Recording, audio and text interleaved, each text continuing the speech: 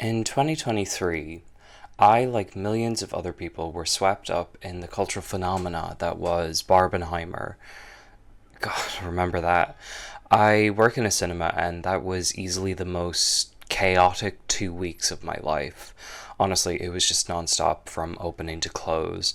So, when I finally got round to seeing the films, the hype had sort of died down, and my experience of going to Barbie and Oppenheimer was I liked Barbie. And then there was a bit of a lull, and I definitely feel that other films that came out in the following weeks had an uphill battle in terms of making a decent box office. And it was in the following weeks that I thought I would go see this new horror film, just because I get the employee comp and I love horror films. That film was Talk to Me, an independent film from Australia. In all honesty, going into the film, I didn't really have any expectations. I had heard that it had gotten very good reviews, but I mean, what do reviews really mean anymore? I mean, reviews said that Longlegs was a good film, and.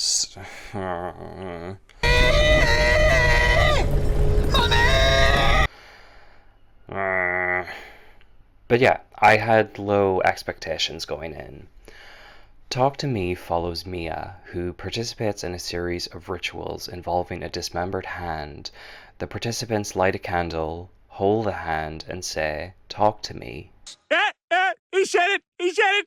This allows for the possession of spirits from the afterlife, but must be stopped after 60 seconds, otherwise bad things will happen. This is all done in good fun at the parties that Mia and her friends go to, but when Riley, Mia's friend's brother, is possessed by the spirit of Mia's recently deceased mother, Mia prolongs the possession, resulting in Riley harming himself by bashing his head into a table.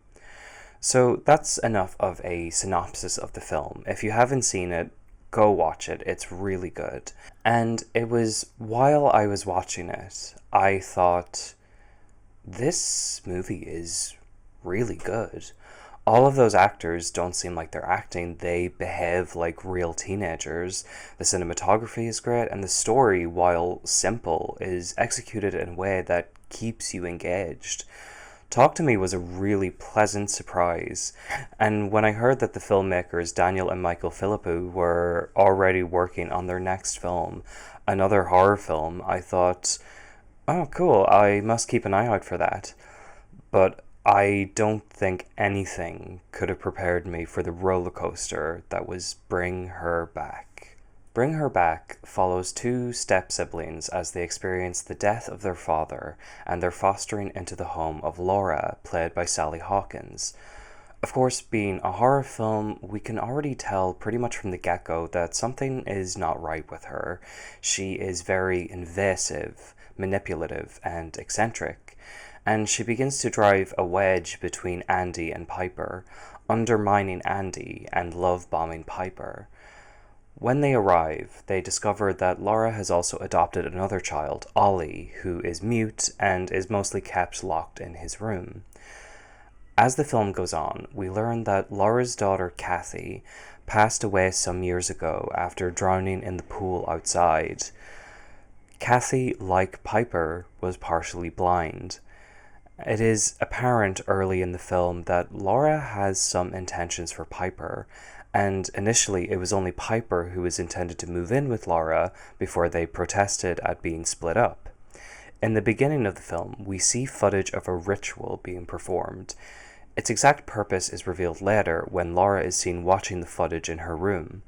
It is her hope to use Piper's body as a vessel to reincarnate the spirit of Kathy, using a demon that has possessed Ollie to consume Kathy's body, which is being kept in a freezer in the shed, and then transfer the spirit into Piper.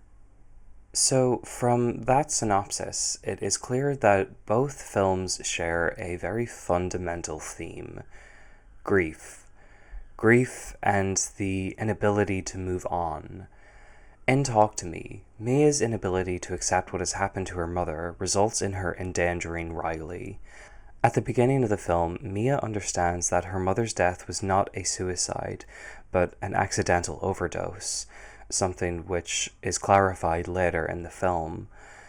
And the urge to speak with her mother again comes at the cost of Riley's safety. Mia's actions are misguided, led by emotions, but they are understandable. Laura's actions in Bring Her Back could actually be said to be the same, but have driven her to commit some truly unspeakable things. And yet, I feel really sorry for her. Grief is one of the most difficult experiences of the human condition, and one that ultimately we have to experience alone. We experience it alone because obviously we don't have an answer. Why do we have to die? Why wasn't I able to stop my child from passing away? Did my loved one really end things on purpose? I believe that we can never really answer these questions, and so when we grieve, there really is no one that we can turn to for an answer. But I don't understand. I don't understand how this all happens. How we go through this. I mean, I knew her, and then there's just a body.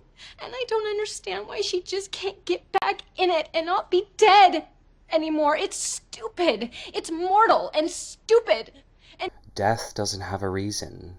Death just is. So as Laura struggles with her grief, her inability to accept what has happened to her child is placed in this world where it is in fact possible to bring her back.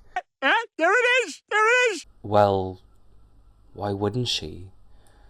I do also think that Laura is easy to sympathize with because Sally Hawkins' performance in this film is truly sensational, going from a manipulating abuser to grieving mother.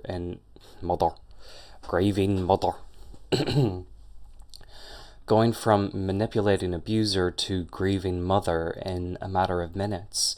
She really brings the audience through the whole spectrum of hating Laura and then just wanting to give her a big hug.